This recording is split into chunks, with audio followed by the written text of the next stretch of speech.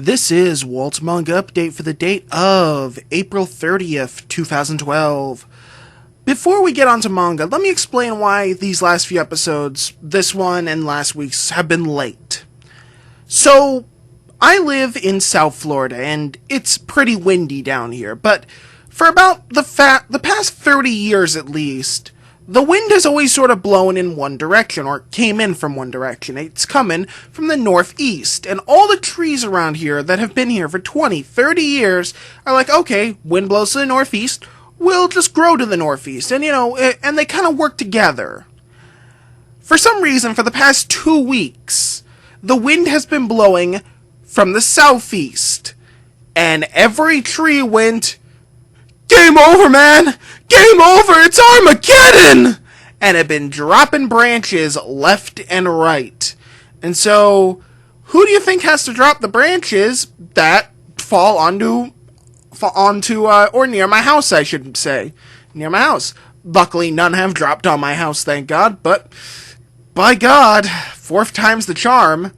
Well, basically, I have to take a handsaw and cut these branches up into at least 4 feet or less segments, or the trash collector won't take them.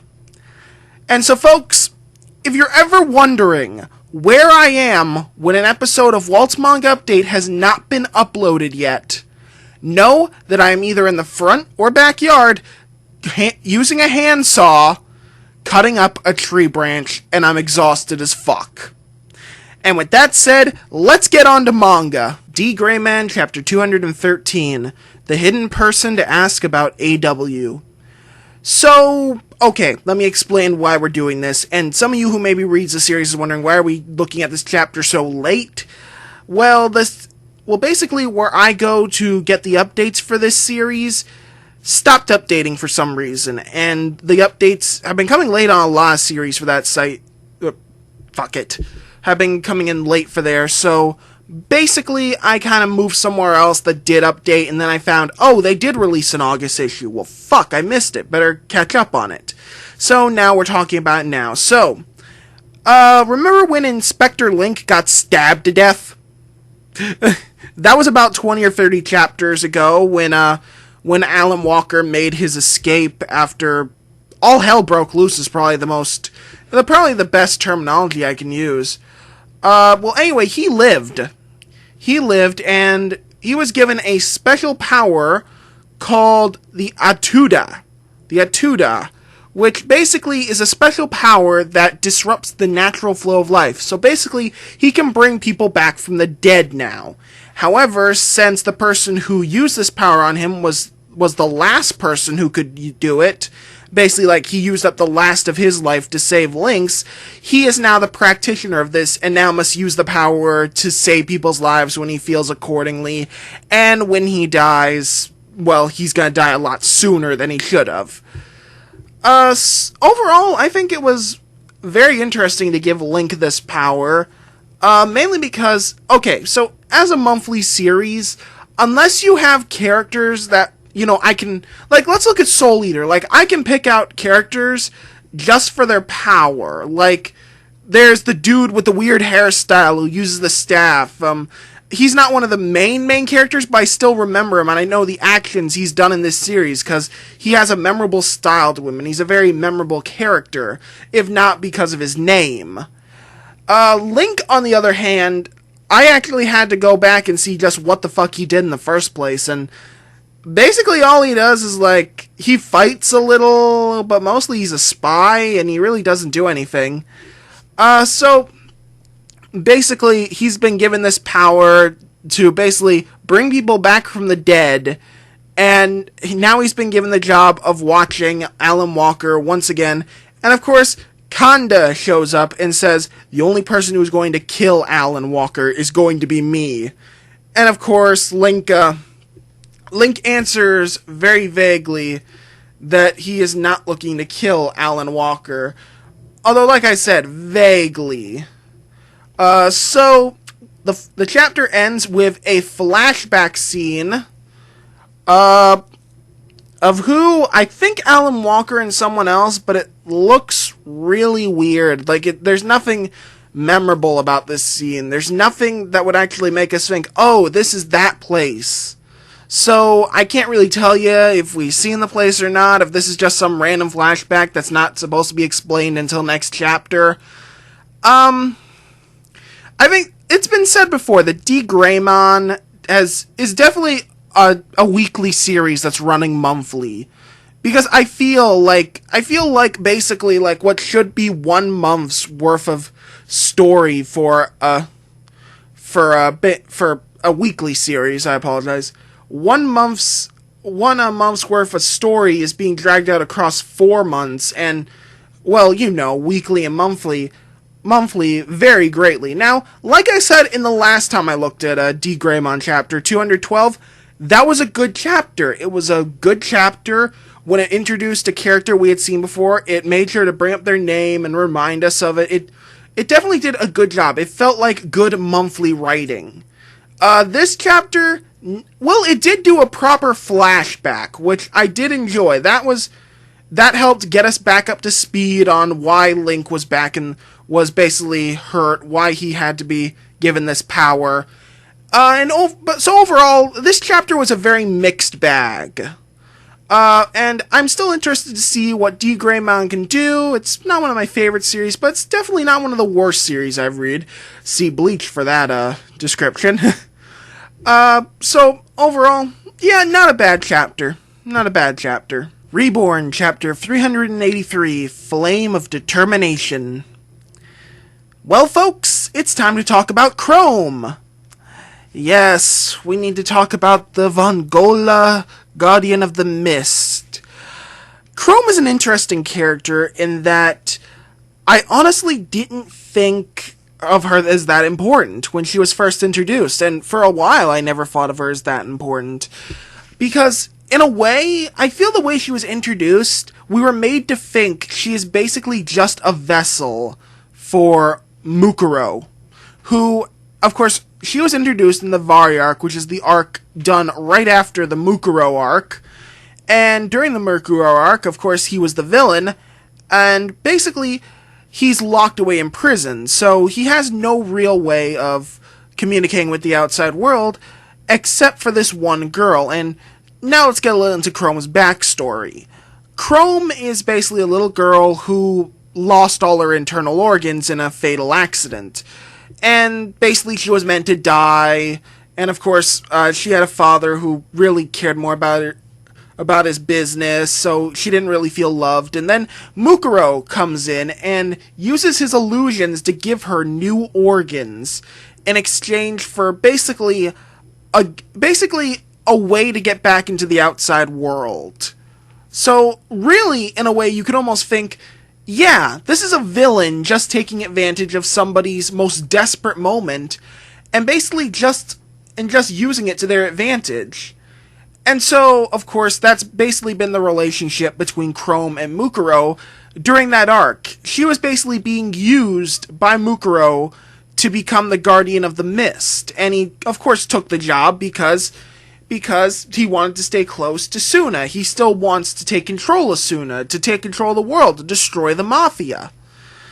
And that being said, as the arcs went along, of course, we had the Future arc, where Chrome fought alongside them, and we had the Simon arc, I guess is the best way to put it, or the Inheritance Ceremony arc, as it's sometimes called, though I think the Simon arc makes more sense to call it, where, basically, by fighting Damon Spade, Mukuro is given his freedom. And I don't think I'm the only person who thought, okay, so is this where Chrome becomes a supporting character, and Mukuro takes over as the Guardian of the Mist? Well, sadly, no. Okay, having explained all that, I can finally get to what happened in this chapter. So, Chrome, as I last explained, it was in the hospital, and her organs were no longer there. And of course, Suna gets angry at Mukuro, asking why he doesn't create more illusions for her. However, its Reborn reveals that, in fact, Chrome is rejecting his illusions. Which, first I should point out, how strong is Chrome if she's able to reject his illusions, Mukuro's illusions. Because Mukuro is pretty much one of the most powerful illusionists in this series. So that already says a lot about her strength. And so, of course, Chrome comes to the battlefield, and she's ready to stand alongside Mukuro. And basically, so we reveal that, before I started doing this show, what happened in the series was, after Mukuro had gotten out of jail, he basically had no more need for Chrome. And the way it was always thought of is, I think the story basically wrote it that we're supposed to think of Chrome and Mukuro as one person. However, that's no longer the case now that they're both characters. They're no longer one person, they are two individual people. And so basically the chapter goes along to say that that's been the big thing that Chrome has been battling this whole arc, is that she's trying to find her own identity. And so finally, with the end of the chapter, she creates her own organs, and she stands alongside Mukuro as a warrior in her own right, and they create an illusion powerful enough to attack Vindice with. Will it work? Did it not work? We won't know until next chapter.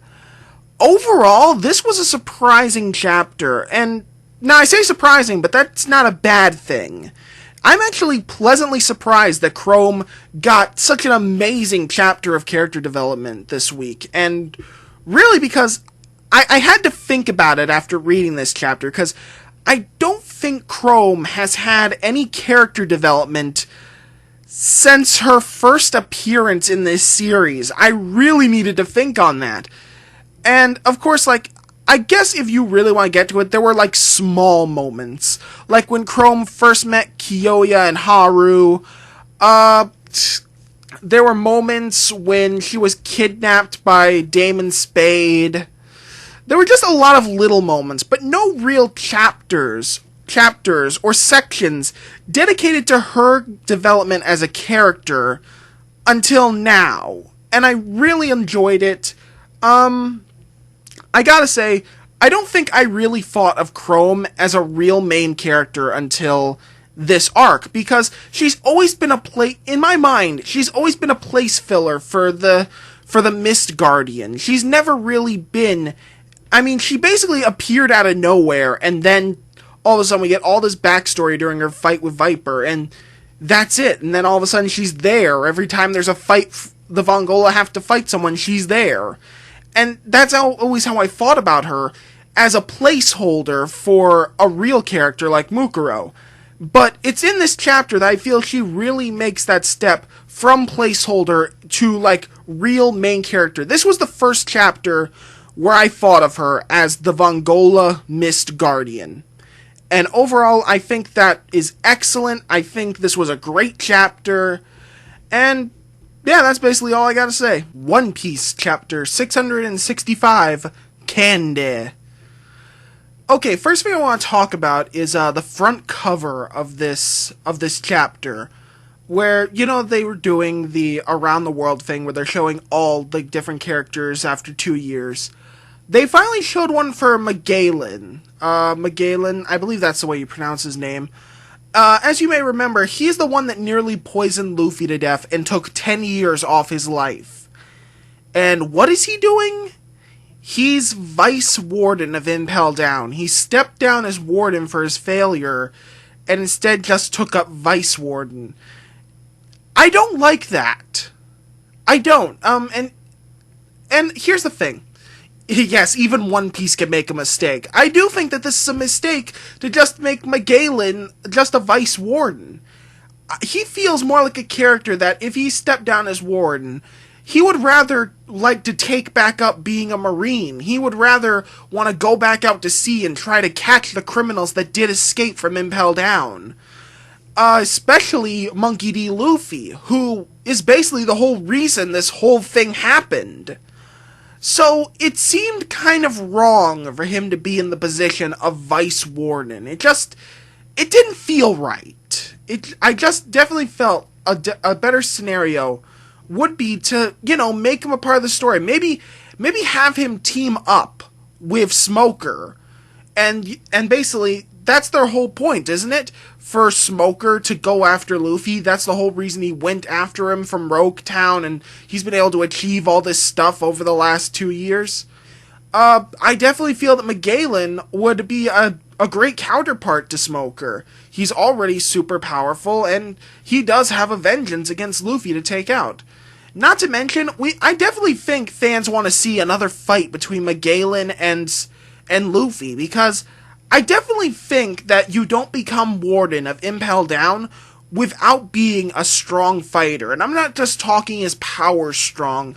I'm talking that he is literally just he was probably a great Marine. He could probably take down any opponent, and he probably did fight against other Logina users and was able to defeat them. I'm just saying, I think this man deserves a little more than what he's getting. But anyway, to the chapter. Been a while since we've seen angry Chopper Eyes. Gotta admit, even in Sanji's body, you can feel the rage when Chopper gets angry.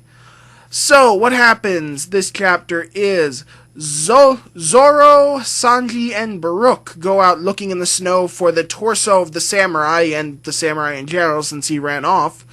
And Chopper finds a strange substance in their bodies, a stimulant drug, that apparently he's been using so the children cannot escape. And of course, basically going through withdrawal syndromes, the children attack the Straw Hats, causing them to have to knock out and rebound and bound the children.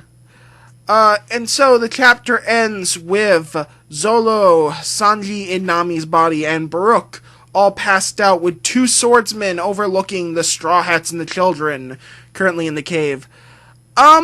I don't like the ending to this. Honestly, I think it's just a very predictable joke of basically Zoro, Sanji, and Brooke just waking up because it's really cold, or something happened to them.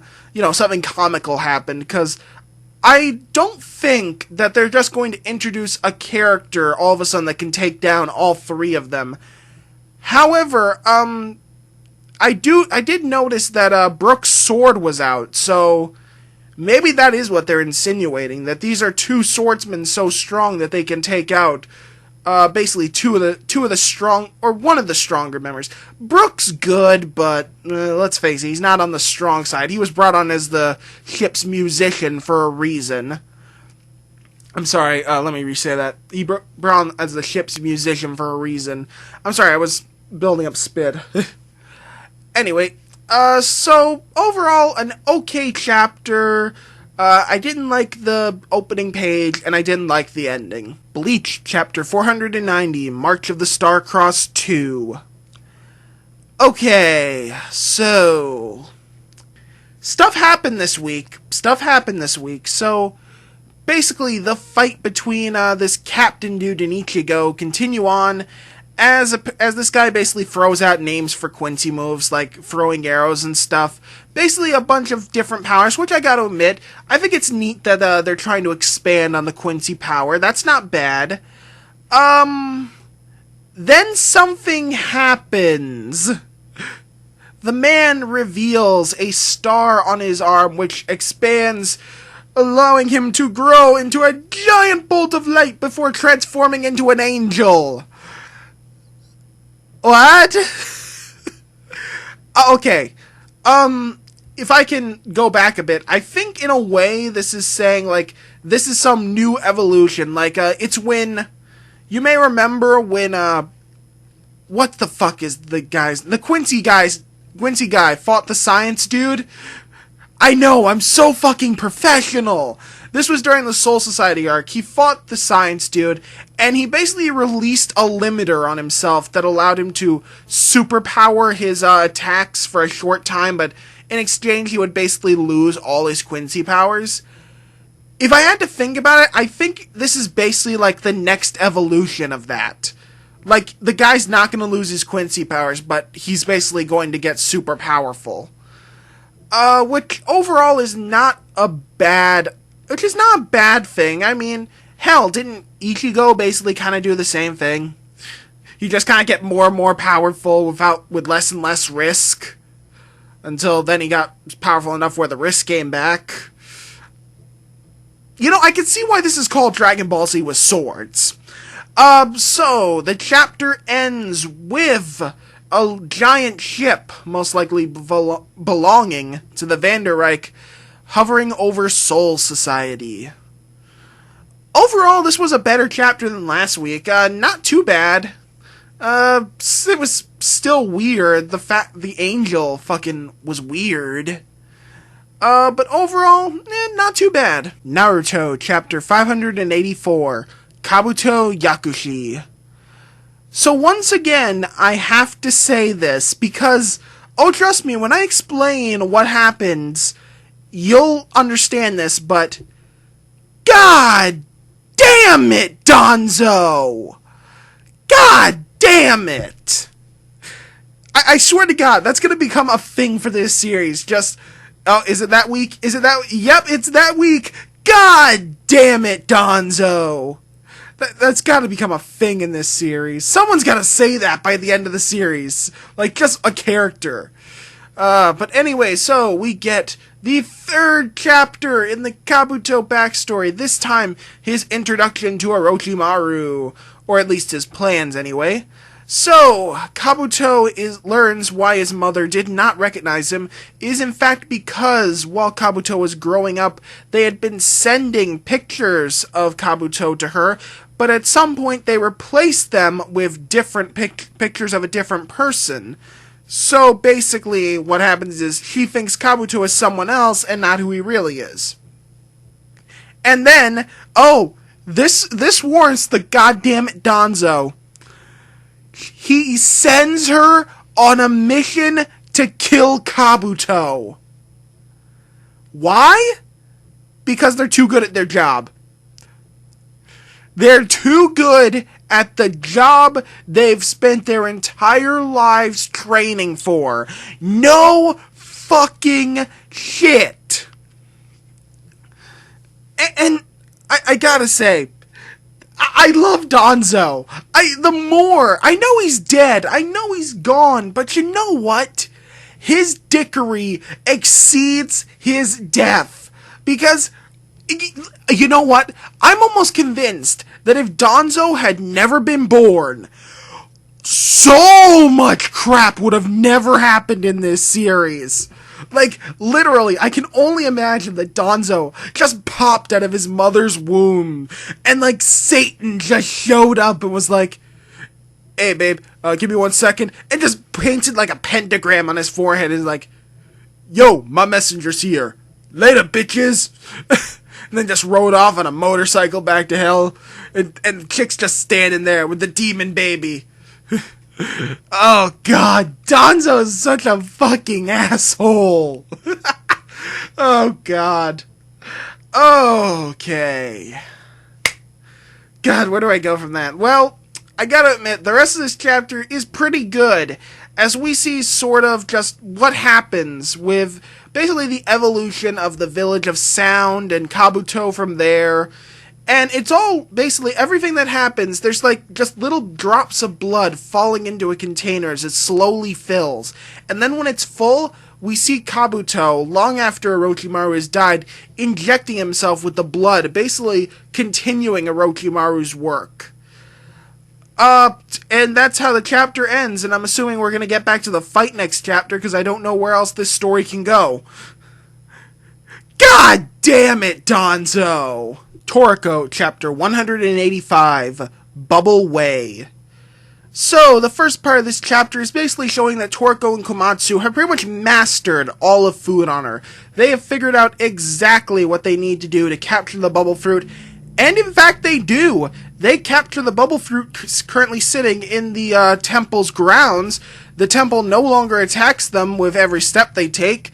They've pretty much mastered Food Honor. However, the bubble fruit floating in the center of the temple is in fact a fake, a testing material to test a person's Food Honor to see if they're ready.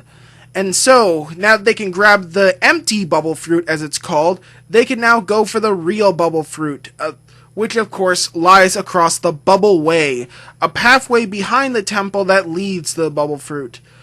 And so, here's the weird part. Toriko and Komatsu have to go this Bubble Way to get the fruit, basically, it doesn't like being around other food. It doesn't let just anyone eat it. The only people that can eat it has to walk the bubble path. And so Komatsu stays behind while Toriko goes to get the food. Is that possible? I'm sorry, but I don't think that's possible. Okay, then. So, Chin Chin Chin leads the way as they walk across the bubble way. And Toriko notices something. There's no plants, no animals, only bubbles. No food whatsoever. And so that is the test of Bubble Way. True food concentration and honor toward one specific meal. Mainly because there is no other food except the bubble fruit.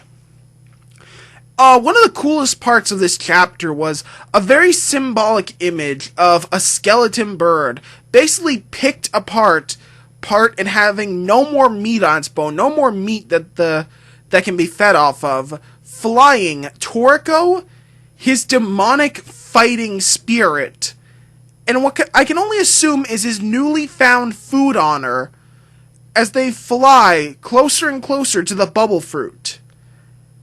It was pretty good because it shows all Toriko's training hasn't been for naught, because he keeps his fighting spirit under control. He himself stands kneeling, ready to accept the bubble fruit if it allows it, and his food honor is leading the way to his new cuisine.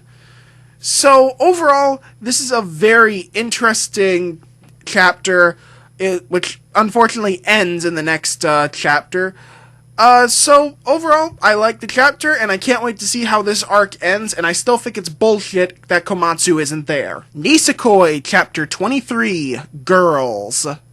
So, as we saw last time, Claude had painted the boys' bathing area into the girls' bathing area by basically, turning the character for boys into girls. I'm guessing, I don't know exactly how that works. And so, all the girls pile into the pool, leaving just poor old Ichijo to fend for himself. But Kurosaki decides to help him, which is awesome. Oh god, it's a comedy chapter, folks, and I gotta admit, it's not half bad. It's actually really fucking funny. So all this stumbling around as more and more girls pile into the bath as poor Ichijo tries to maneuver underwater trying to find his way out. He finally finds, and I have no fucking idea why this is in a goddamn hot tub, a hole that will lead him to the boys' side, or the girls' side, whatever. So, he's just about to get there when Onodera is stuck in his path, and of course Kurosaki has to do something, causing all of them to trip over each other. And of course, since Ichijo got such a fine look at Kurosaki beforehand, it's only fair that Kurosaki gets a nice little look at him as well, if you know what I mean. Of course, the chapter ends with Ichijo finally escaping possible expulsion because his teacher was there as well, damn. And so he tries to go to bed at night, but sadly is tied up outside the room. Oh god, this was a pretty funny chapter, I gotta admit. It was a nice chapter, just very quick, a very nice read. Just a few, of course, running gags, like someone asking, "Oh, who do you like? Oh, who do you like?" Ah, no, I can't talk about that. I can't talk about that. And of course, just a lot of it was very slapstick, which was very fun. So overall, a good chapter. Beelzebub, Chapter 154, Showdown Between the Child-Rearing Badasses. You know, another series got cancelled in a Jump. It was a comedy series, not one I look at on this show. I heard it was about some dinosaur thing, and it never really struck my interest. I really wish it was Beelzebub. This series is starting to piss me off, because it so obviously wants to be an action comedy, but it doesn't translate well. So, you know what? Let's just stop translating it. It doesn't translate that well. That's the biggest problem. So, what happened this week, you may be asking? Well, remember how it's always, it's been basically speculated that, Aiba is another person raising a demon? Yeah, that's not the case. It turns out that, you remember, I don't think I even mentioned it, to be honest, but, Kunita, I believe her name is, Kunita flushed this little dog thing she has, this little dog spirit thing she has, down the toilet, and it wanted revenge, so it's been giving Aiba demonic powers to beat Oga. And so basically, Oga just summons up Biel's powers and takes out the stupid dog thing, and then the fight's over. Fuck this series, fuck this arc, and fuck this chapter. Detective Conan, Chapter 815, One's Own Territory. So, it's basically a lovely day. The kids are going camping. Professor Agasa and Conan are getting extra supplies, and the kids are out playing. And then they see a man bury a dead woman. So, the kids are chased away into a cabin where they find blood-soaked floors, meaning that this cabin belongs to the murderer. Which basically means people are gonna get hurt. But of course, I'm just kind of sidestepping that, because, you know, we can talk about that later. What I want to talk about is, why the fuck are we still hinting at Bourbon? Just reveal the motherfucker already. So anyway, Amuro kind of gets a little hinted at, though not as much as Sarah, which for no reason shows up at the same campsite as Conan. Okay, so I think we can pretty much rule in that she's either FBI or Bourbon. There's no way she's just a casual citizen anymore. There's no way she's just a simple detective. She's in this somehow. She is FBI or she is Bourbon. I'm sorry, that's the only way I can describe this now. So, overall, not bad. This is actually a case I can get into. If only because I think we can finally solve one mystery of this series. How the hell do these kids never get hurt in a case?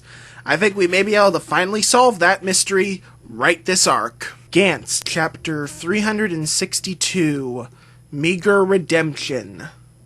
So, after being blasted by a giant cannon, it seems that Sakurai, the boy with the psychic powers, has been reduced to nothing but a torso and head.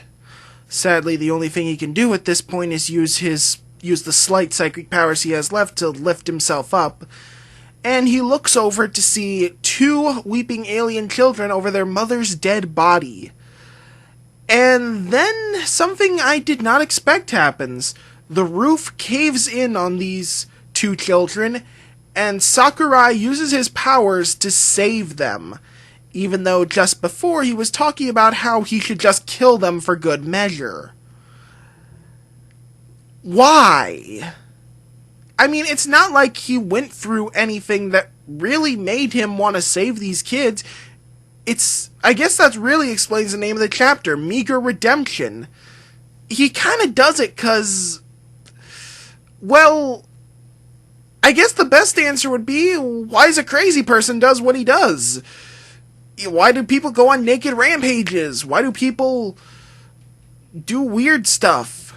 There's no explanation for it, and there's no explanation, really, for why Sakurai decided that at this last moment, with the last bit of life he had left, to save these two kids of the alien race he was so desperately trying to kill. There's no arc that tells why he wants to do this. There's nothing that really explains why he decided to save these two kids. He just did. Also, before his death, he sees the illusions of his teacher and girlfriend one last time. Glad he can finally join them in heaven, or hell, or I have no idea where the fuck this guy's going at this point. I mean, he was killing aliens already trying to kill him, so I have no fucking clue. Anyway, so the big thing also that happens this chapter is, of course, as we went over last chapter, the guys controlling the robots kinda went boom. So now the robots are free to move on their own. And of course, this allows our main hero to escape to look for his lost love. His lost love is speeding toward him with the alien that's helping them, and they get blown the fuck up. Well, not completely, only the back of their car gets blown up. The part with them in it still has a chance to burn to death. So, yeah. Gantz is getting fucking weird. Well, Gantz has always been weird. Gantz has always been one of those series I just read because at times I do like gore. But now they're trying to add story to that gore, and that always gets weird when they try and do that. So, overall, interesting chapter. Maybe you figured out why Sakurai saved the kids better than I did. I just saw no reason for him to do it. To Love Through Darkness, Chapter 19, Nostalgia. Back then, at that place. So, if you guys ever take a recommendation from this show, like if I ever talk good about a chapter like I'm going to now, I should mention this about To Love Through Darkness. There's nudity, so if you don't like that, that's female nudity, of course, if that's in this series, so watch out for that. But anyway, so we get a chapter about our good old class president, Yu. And of course, it's a flashback chapter to when a boy helped her save a kitten from a tree. However, she can't remember that boy. Who wants to lay down a bet who that boy is? Come on, who wants to lay down a bet? This goes so fucking obvious. So, we get another weird animal from the space place. You know, the space, the universe. That's the name of it, the universe. We got another weird animal from the universe called the Youth Skunk, which if it sprays you with its stinky gas, it makes you younger. Naturally, the thing sprays it everywhere. And so, in an attempt to rescue this little animal, Yuko, was it Yuko or Yuto? I forget. Yuki! Oh, I was completely off. My apologies. Yuki. In an attempt to save the creature, Yuki climbs a large stone wall. Kind of amazing dexterity in his fingers if he can do that. Strength and dexterity, actually. And of course, Yu remembers that it was in fact Yuki that was the one who saved the little kitten from the tree. So, I guess this little moment made their relationship all the more stronger. Overall, this was such a cliched and predictable chapter, I can't help but love it. Now, there's a good way and a bad way of doing these horribly overdone chapters like this. And the way this series did it, well, okay, it was good, but not that good. It was very predictable. It did almost warrant on being bad, but it did have some good moments and some funny lines in it. So, overall, I'll give it a pass of okay. It was an okay chapter for a cliched, overdone plot. And, not bad. Shaman King Flowers, Chapter 1, Tsubomi. You know, when I first read Shaman King, it was a good read. I enjoyed it. But I have to be honest, I never thought it would be something I'd talk about quite as much as I have now on this show, because it finished so long ago, and I thought, okay, well, it's finished. It was an enjoyable read. And then Shaman King Zero came out, and I started talking about that, and I'm like, oh, okay, yeah. So Shaman King Zero finished. Alright, well, that was fun. Now Shaman King Flowers is out, the sequel series to Shaman King. God damn it.